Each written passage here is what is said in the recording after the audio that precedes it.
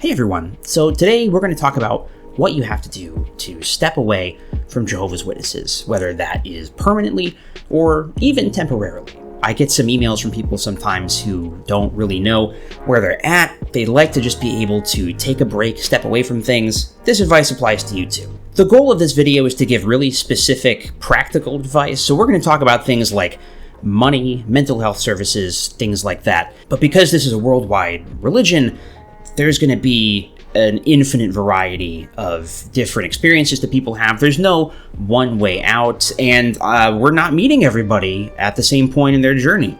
Obviously, some of you watching this might just be questioning, some might be physically in the organization, but mentally out, PIMO as we say. Maybe you've been physically out for a long time, whether by being disfellowshipped or just sort of becoming inactive, but recently you've begun to do some digging or some research or self-reflection and realize that this religion is not healthy and you're trying to escape from it more mentally and emotionally. This video is also for you. I'm not a professional anything, really. I'm not a psychologist, I'm not a life coach. So this is not meant to be some definitive instruction manual, and it also can't cover everybody's circumstances. This will hopefully just be the beginning of a larger discussion that can continue in the comments and maybe in future videos, but this is not a replacement for seeking actual mental help. That's going to be one of the first things we talk about, spoiler alert. First things first, things are going to get better. Things are going to be okay.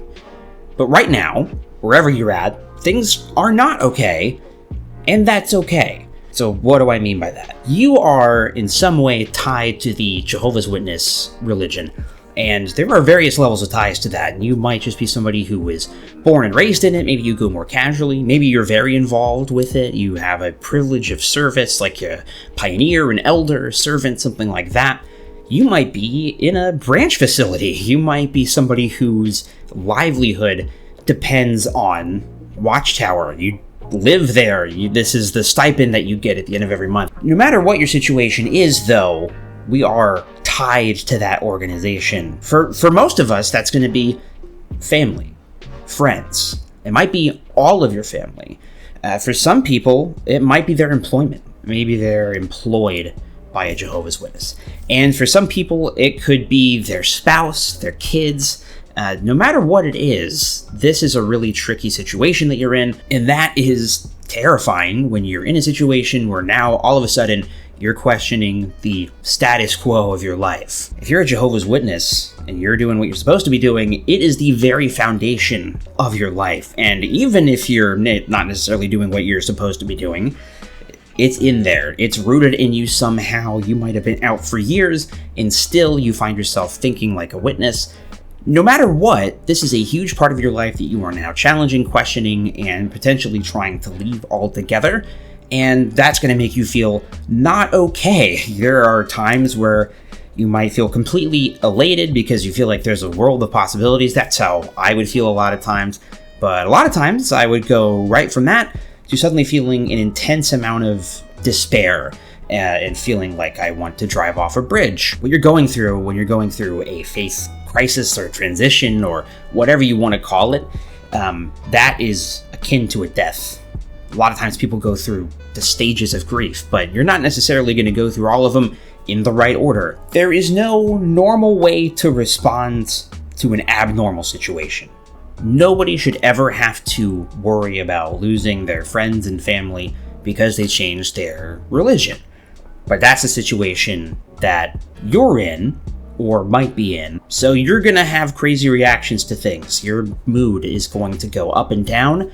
This is going to be a tough period of time. You have to be ready for that, but you also have to be okay with that. One of the things as a witness that we're taught is that we need to be happy. We need to show the world how happy we are to be a witness. That's not reasonable, and that's not healthy. We're allowed to experience our emotions. There's no correct way to respond to an unjust situation like this.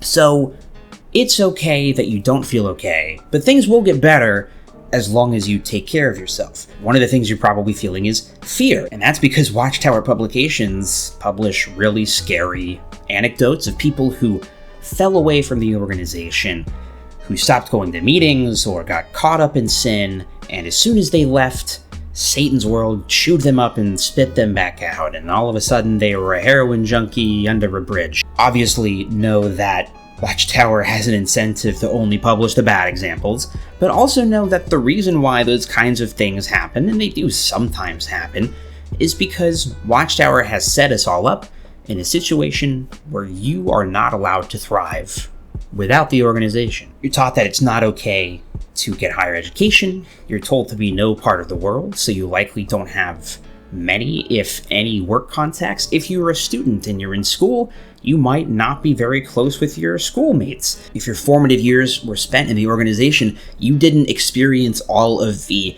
trials and tribulations of adolescence and young adulthood and just even adulthood. So now you might be experiencing those things for the first time as an adult. And if you're not equipped to handle that, and if you don't have a game plan, you can end up as the under the bridge, chewed up by Satan system of things person. So the first thing you need to do is take care of your mental health. And the first thing that I would say to just kind of give yourself a deep breath and a breather is to remember that Armageddon is not coming. You have more time than you think. Even if you're in some situation where your mate is pregnant and you're thinking, I gotta wake them up before they, have the baby, and then we have to raise our kid in the organization because I don't want to do that. You have more time than you think. Armageddon is not coming any minute. You can step back, collect yourself, take care of yourself, and set yourself up for success. The first thing to do is to find somebody to talk to.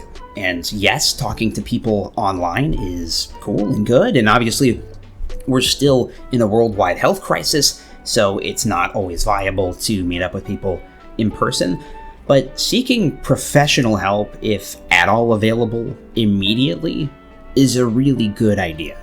There's no downside to this. You need an outside perspective on things. And while it's really good to go to the XJW subreddit and Facebook groups and Discords and things, the benefit and the downside of that is you're going to be talking to people who have been through the same experience.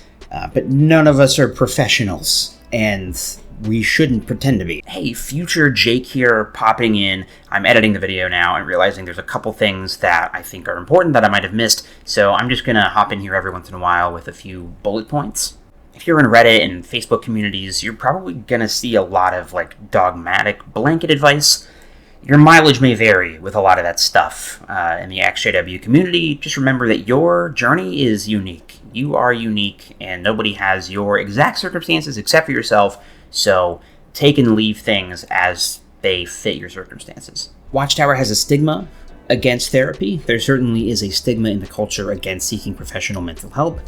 Even if you feel like you don't need that, do it if you can. And I do say if you can, because therapy is a privilege. Not everybody can afford it, not everybody has access to it, but in seeking professional help from somebody outside of your super inner circle, you'll be taking the first step towards expanding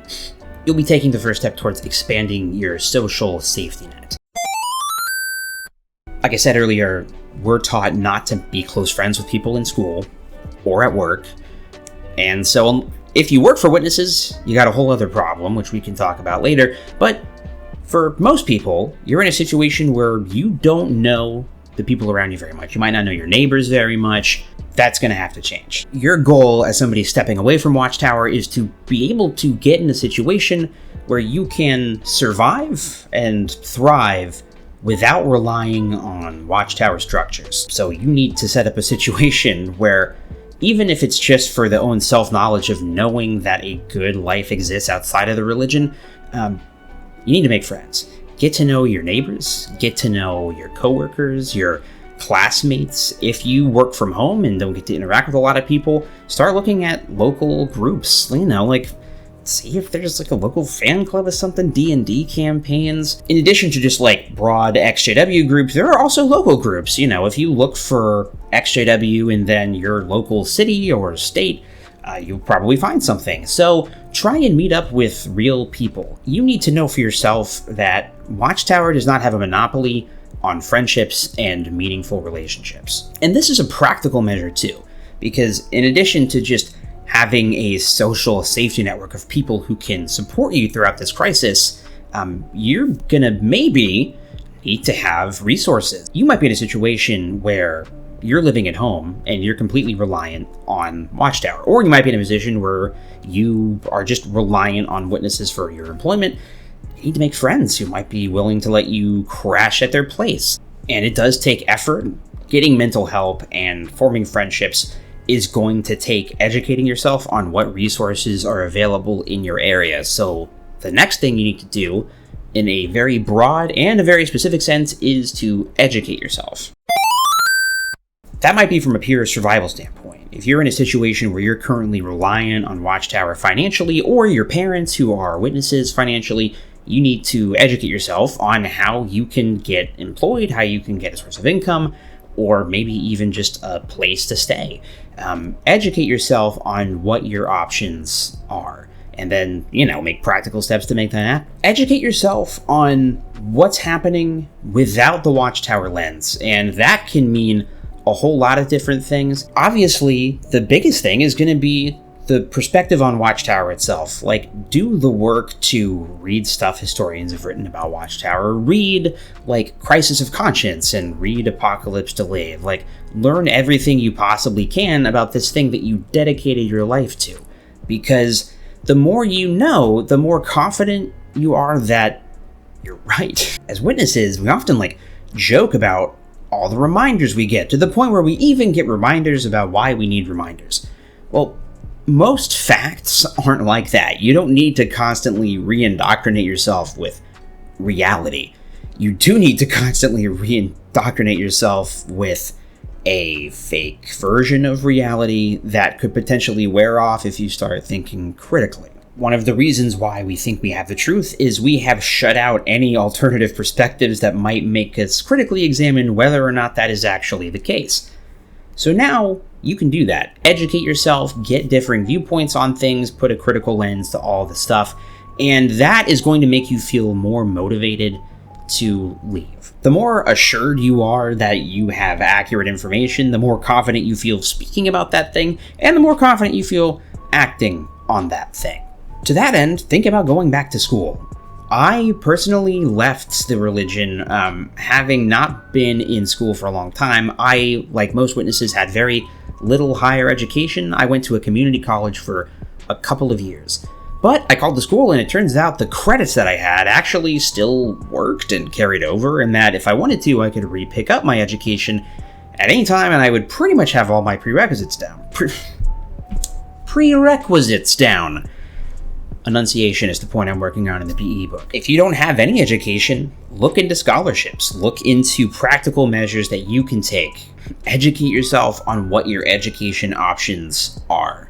Because there's a very real possibility that you will need a job, whether you're just a part-time working pioneer and all of a sudden you have to move out, to, let's talk about married couples. If you are married and you are the one wanting to leave and your spouse is currently physically in, mentally in, you want to prepare yourself as though the marriage won't succeed, even though that might not be the case. This was the case for me and my spouse for a long time. She is still an active witness. I am not. At first, it did not seem like the marriage would last. Now, our marriage is stronger than ever. It can happen. When it seemed like it maybe wasn't going to happen, though, I realized how absolutely screwed I was. I didn't have anywhere to stay. If I got kicked out of the house, I didn't have any friends who I could crash with. My parents are witnesses. I can't stay with them. I would have been in a pretty tough position. We didn't really have any savings. We work paycheck to paycheck. Even if things ultimately improve, hope for the best, plan for the worst. You might need to take some time for yourself. You might need to separate just a little bit from your spouse. Hopefully not, but shoot, it could happen, right? So really do the research into what you might need if the worst case scenario happens. Build up some savings. Start working some overtime. In any situation you're in, whether you're married or whether you live at home with witnesses, and there's a chance that you could lose your living situation, try to think about the steps you would need to take to stay somewhere. Have a game plan in place, whether that's new friends that you're making, family members who are not witnesses, a local shelter, a bed and breakfast. I'm not cursing in the videos anymore. That brings us to the thing that you're never supposed to talk about, but we gotta talk about it. Bruno. No, money. Yes, of course, like witnesses love to say, money is not the cause of happiness. Money cannot make you happy, but money can get you freedom, and it is a practical tool that you need to survive in modern life. So you need to figure out, do I have enough? Can I thrive in whatever situation I'm going to potentially end up in? Actually, that's kind of all I have to say about money. Figure out how much you need to survive and then try and get that amount, because you do have to be working towards something, and you need to be realistic about what that is.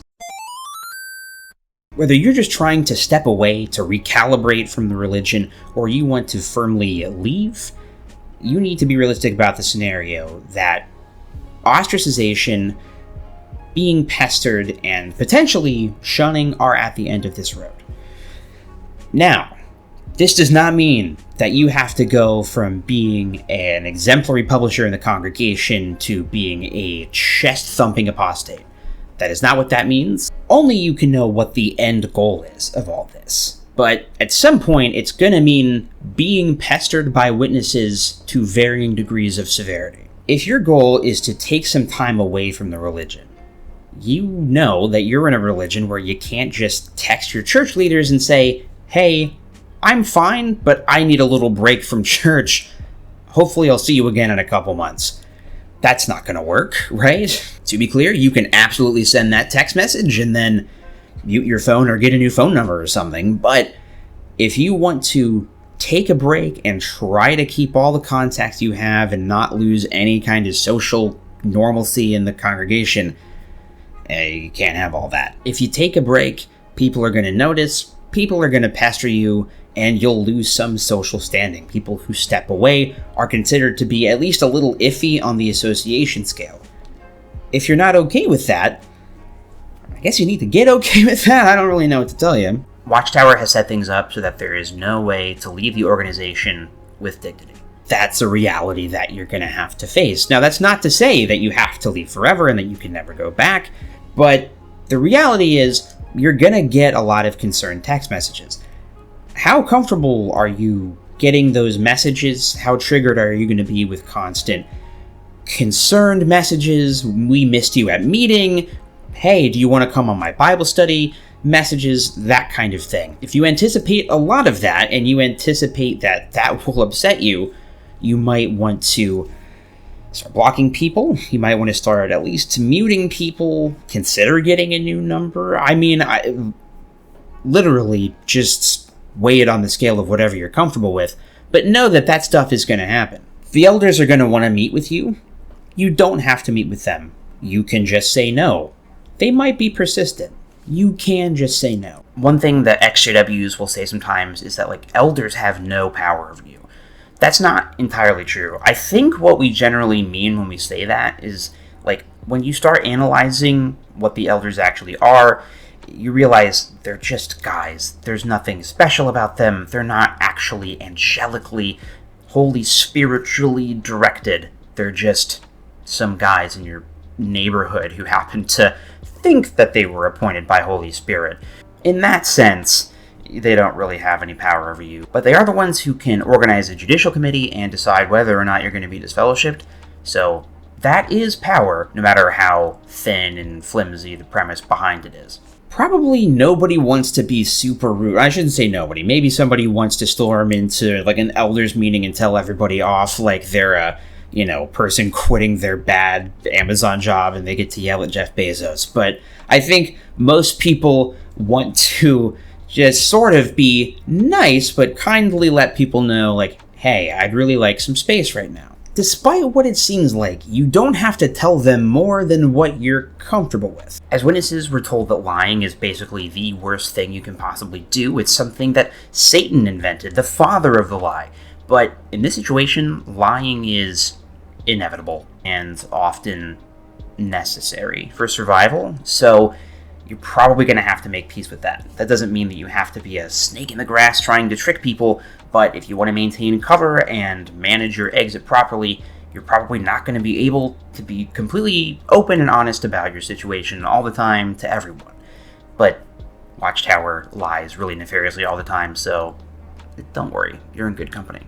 I should say at this point, I'm not talking about family, I'm talking more about like concerned publishers in the congregation and the elders. Family is another matter, we'll talk about that in a little bit. Figure out what you are comfortable saying, say that thing, and then be firm about it. Can you be open and honest about your feelings with even your best friends in the organization? Only you can be the judge of that, but the reality is the indoctrination is stronger than the friendship. I mean, think about this. This is literally what you are told to do as a witness. If you see your friend struggling spiritually, your responsibility is to help them. And that might mean going to the elders in concern to try and build you up spiritually. Even if they're your best friends, they have an obligation to tell on you. So take that under advisement. The first thing I tried to do as a witness when I felt like I needed some time to reflect and figure out why I had so many doubts was to step down as a ministerial servant. And so I called my good elder friend, was going to meet him for coffee and tell him what I intended to do and why. I felt comfortable telling him that I had some serious doubts and needed to do some self-reflection. And so I did. And my intention was, I'm going to step down as a servant, and the next meeting that will be announced, right?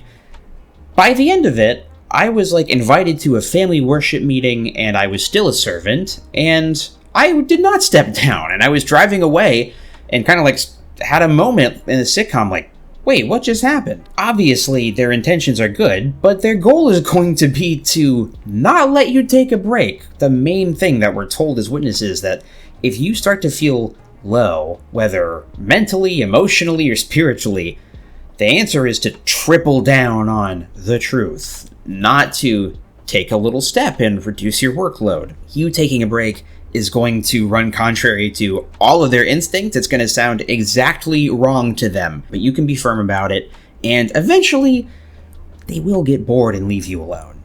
But will it be uncomfortable? Yeah. That would be my advice, by the way, to any brother who's trying to step down from some privilege of service, or like a sister who's trying to step down from being a pioneer or whatever. Just be insistent about it. You can be kind while also standing up for yourself.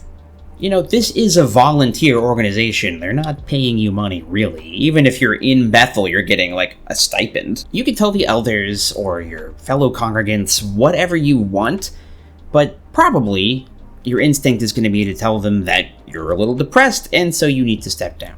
And usually for stepping down from like a privilege of service, that's good. And even though they'll try to pressure you not to do it, they do ultimately understand. If you're more in like a rank and file situation where you're not necessarily serving, but you know, they'll notice if you're not there, you might not want to tell them that you're depressed and need some time for yourself, because the reality is their instinct is going to be, the way to cure depression is by more meetings and more service, and you should watch this video about depression. That might need to be the thing you say initially to just buy yourself some space, but once you have that space and you start getting concerned texts or follow-ups from elders wanting to do a shepherding call, if you really want to get them off your back, tell them that you're doing well. Tell them that you don't need their help. Because if you want to turn down their help, you don't need it, right? If you don't want it, you don't have to accept it. They're volunteers. They're not going to be mad that they didn't get to waste an hour of their time talking to someone who doesn't want to listen. What they're not expecting for you to do is to feel better from being away. Now, you might not feel great because you have this weirdness of maybe your family is pressuring you or shunning you even, and that might feel bad, but to the extent that you can express the good things in your life, that will be more disarming to them than telling them that you're sad, or that you're depressed, or that you're confused, because that's what they're expecting somebody who's inactive to say. That's the talking point they've prepared for. They've seen that scenario on the platform before. And along those lines, elders are not confidential. Even if this elder is your best friend, their loyalty is to Watchtower over you. I'm not saying that they don't care about you, but I'm saying that it is literally what they think their spiritual duty is. They think that Jehovah is telling them to tell on you. If you tell them something, that might mark you as somebody who's bad association, their responsibility is to tell other elders and warn the congregation about bad association. If you have a social safety net, financial safety net, and some distance from the organization, what you need to do then is kind of make a decision as to whether or not your goal is to fade, disassociate, get disfellowshipped, I don't know, like on camera. If your goal is to get disfellowshipped, I guess that would just be like, I don't know, give one of the elders the middle finger during the Watchtower study or something. I'm not saying you have to make a game plan immediately, but I think it is something to think about. I think it's something to work towards. Being in limbo is not a really healthy place to be. Like I said, when you go down this path, you have to be realistic about where it ends. It very likely will end with shunning. And you can hope for the best, but you kind of have to plan for the worst. Maybe right now your plan is to just be PIMO for as long as you can, but you need to set yourself up for success because that can get cut out from under you real quick. Once you have a little bit of distance from the organization, if you're able to buy that anyway, I think the next thing is to try and figure out what you want to do regarding trying to fade or disassociating. Because the reality is, for a lot of people, that doesn't get to be a decision. If you're physically in, mentally out, and maybe you're fading or even inactive, witnesses can deal with inactive. They can deal with that because for them, you're just another person in the territory that has a chance of everlasting life. They don't like definitive actions taken because then you're kind of cutting yourself off from everlasting life. Whether or not you believe that's true, I guess, is up to your religious beliefs, which this video is not about. But if you're watching this video right now, looks like you're at a point where you're willing to do some research on the internet. If you're going to be PIMO and you feel like you need to do that for an extended period of time, be realistic about what you can do and be realistic about the things that you cannot do or cannot control. Things you can do, go incognito when you're Googling stuff or when you're going on YouTube.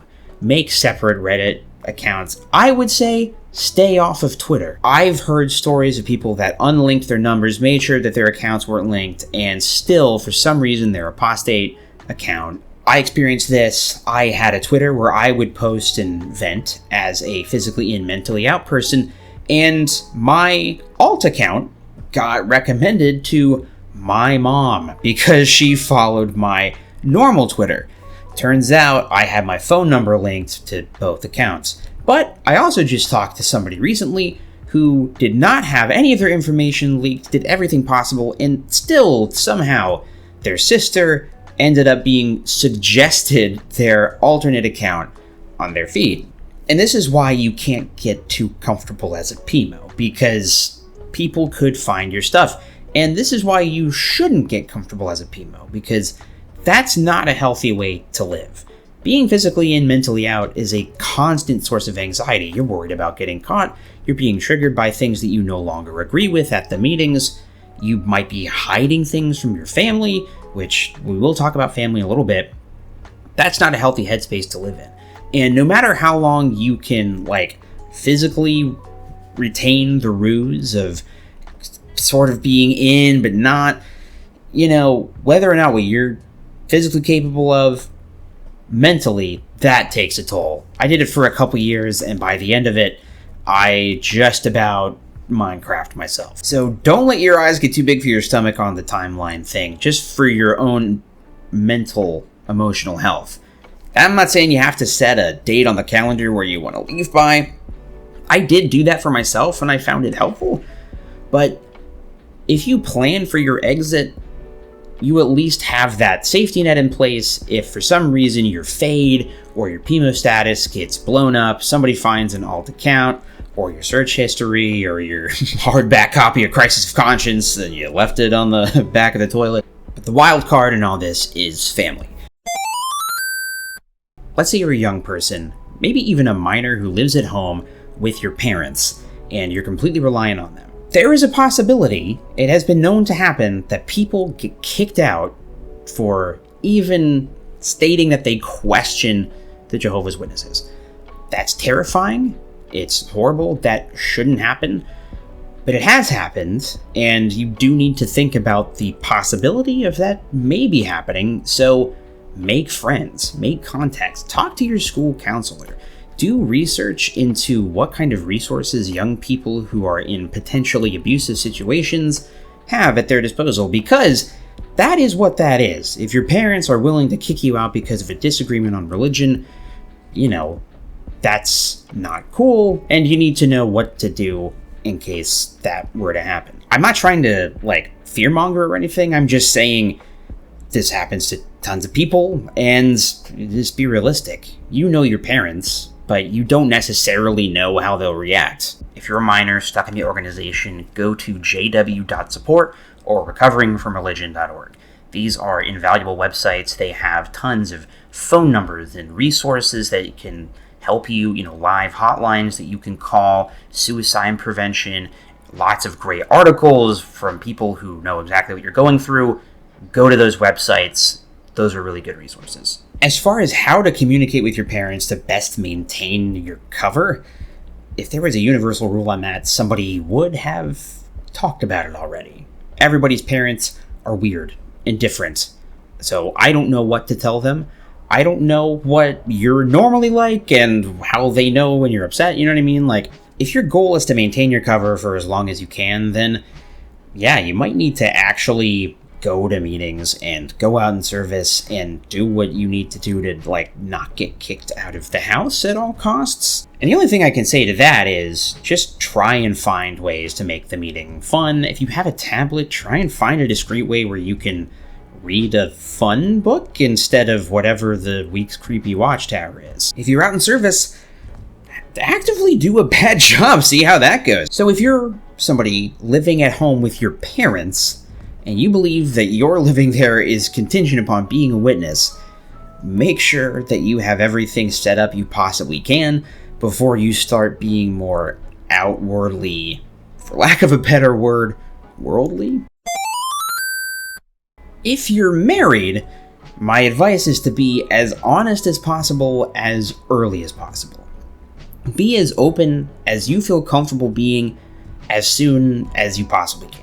I understand there are practical realities to some of this, and if Watchtower is right about one thing, it's that tact is good. Not exactly their idea. They don't have a copyright on being tactful is a good thing, but you know what I mean. If you kind of come out of nowhere and tell your spouse that you think witnesses are a cult, that might freak them out and put a real strain on the marriage. But should your goal be to wake up your spouse? I don't think so, to be perfectly honest with you. Nobody can be woken up through any meaningful set of criteria, because if they could, we wouldn't have cults.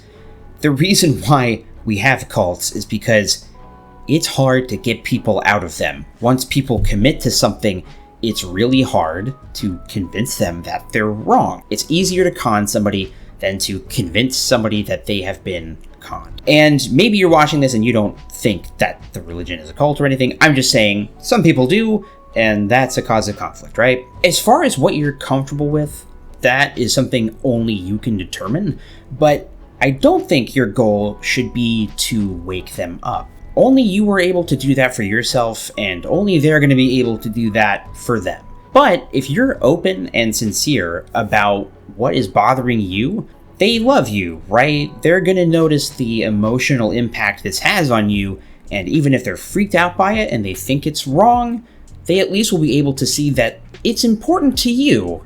It's important to their person that they married, and that makes it important to them too. You won't be able to control how your partner reacts. When I was first going through this with my spouse, I would try to maintain my cool, and then I would unexpectedly get so emotional. And I could be really cool and calm and collected talking to the elders or my parents, but when I was talking about it with the love of my life, I just couldn't be chill about it at all. I was just I just don't know what to do. I just would start crying, and I couldn't be coherent or make an articulate argument. But when I just would talk about how I felt, that she could understand.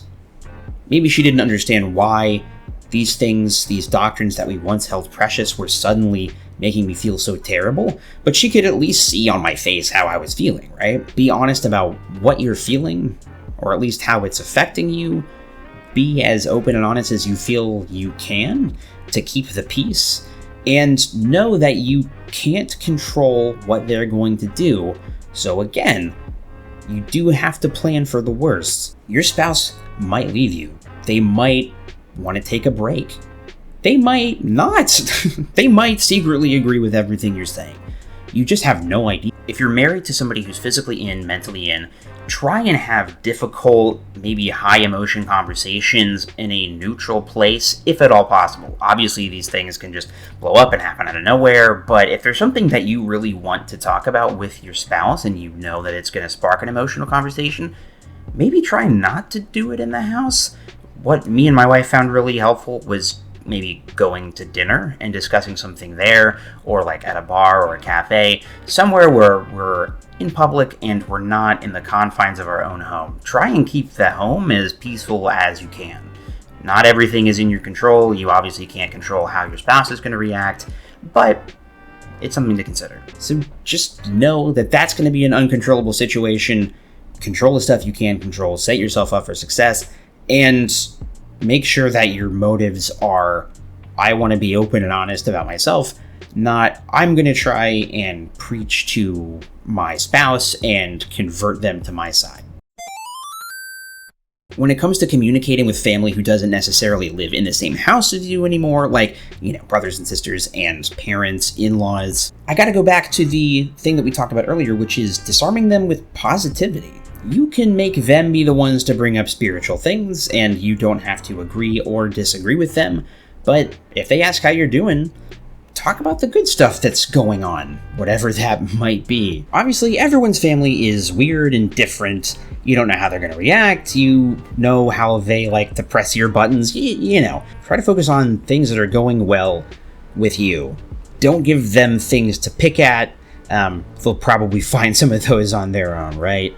And the reality is, you don't have to maintain a facade that is not sustainable. If you get to a point where you can't communicate with your family anymore because all they do is try and goad you into talking about Watchtower and you're not comfortable with that, then, it's okay to not actively seek out contact with them. You don't have to disfellowship or shun them, but you don't have to, be their best buddy either, right? This is why I ultimately think it's better to prepare yourself for having to have really hard conversations with your family, even though you might never have to have them. But if you decide you don't want anything to do with witnesses anymore, you're going to start noticing that that's what witnesses talk about all the time. Every conversation in some way comes back to the organization, and that's not an accident or a weird quirk. It's because that's what you're trained to do. All things give glory to Jehovah, so your conversation, the way you speak, everything should ultimately come back to the organization and God. And that can make things difficult, and that doesn't necessarily mean that you can no longer have a relationship with your family, but they might decide it means that. And they're the ones who believe in shunning. For a lot of people, they get to a point where they feel like they may as well disassociate formally, or be open and just tell their parents, or their brother, or their uncle, or whoever, I don't believe this anymore.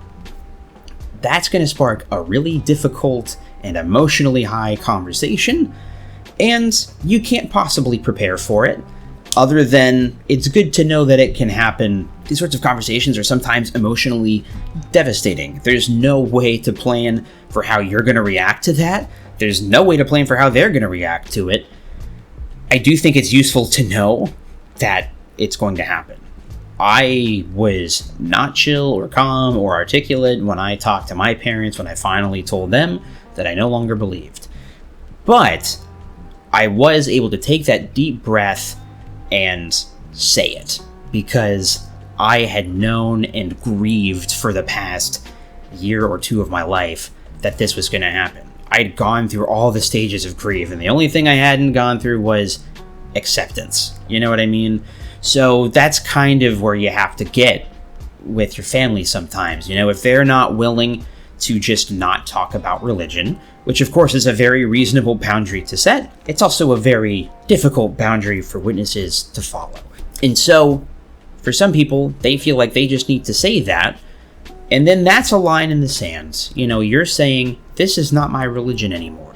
I want to be a part of your life, but if you don't want to be a part of my life because of that choice, then that's on you. But making that choice and drawing the line in the sand makes things a lot easier. It's more emotionally tumultuous for both parties if you're each kind of trying to convert the other one. If you're both hanging on to some semblance that you can change the other person's mind. They're going to try and convert you. You're going to try and show them that they're wrong. That doesn't happen anymore once you're disfellowshipped. Even if it doesn't formally happen, they don't need a disfellowshipping doctrine to shun people anymore. It's just a part of the culture, right? But if you can at least go through the mental processes of realizing and in some way accepting that conversation might happen someday, then you can do what I would really, really recommend, which is to enjoy the time that you have left with your family and friends. Again, they might never actually shun you. Things might be fine. But when you're in this period of not knowing, just enjoy the time that you have. That was advice that somebody gave me, and I'm really glad that they gave me that advice because it made me really appreciate the last family get-togethers that I would go to. It made me appreciate why I loved my family so much, but it did also make me appreciate how far apart we had grown in really important ways. What was I going to talk about at any of these family get-togethers? I can't talk about politics, I can't talk about social issues, I can't talk about the movies I'm watching because they're rated R, little things like that. It's kind of counterintuitive, but spending more time with your witness family might actually help you accept that you don't need to have the same relationship with them as you did before in order to be happy. Or, at the very least, that you're comfortable with them making the decision to shun you or not. This has gone on for a lot longer than I hoped. I really hoped that this would be like a short, compact video, and the reality is we barely scratched the surface. So be practical. Think about things like food, shelter, money. Where are you going to stay if you get kicked out? What cat are you going to throw out the window if they don't stop making noise? I'll just let him do his thing. The shades are closed because there's a heat wave, and that is making him lose his mind. So think practically. Think about stuff like, how much money do I need in case the worst happens and I get kicked out, or my spouse doesn't want me in the house anymore, or I have to get a new job because I work for a witness who's a contractor, whatever it is.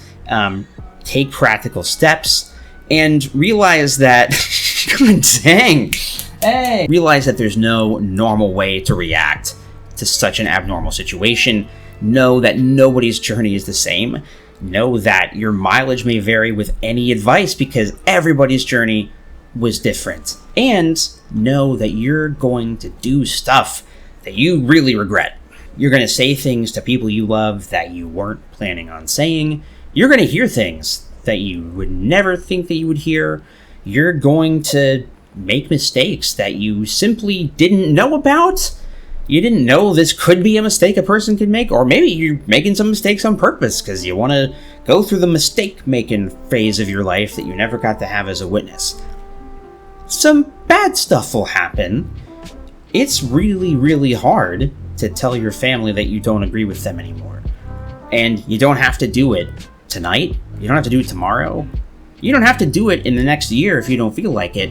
But come to terms with the things that can possibly happen and that will happen at some point, probably, maybe, sort of, to some degree, but you can't control it, right? I don't know if any of this is helpful. If it wasn't, sound off in the comments about stuff I missed. Let's continue the conversation down there. Thanks so much to my patrons who help me make these videos, and it's just a thought.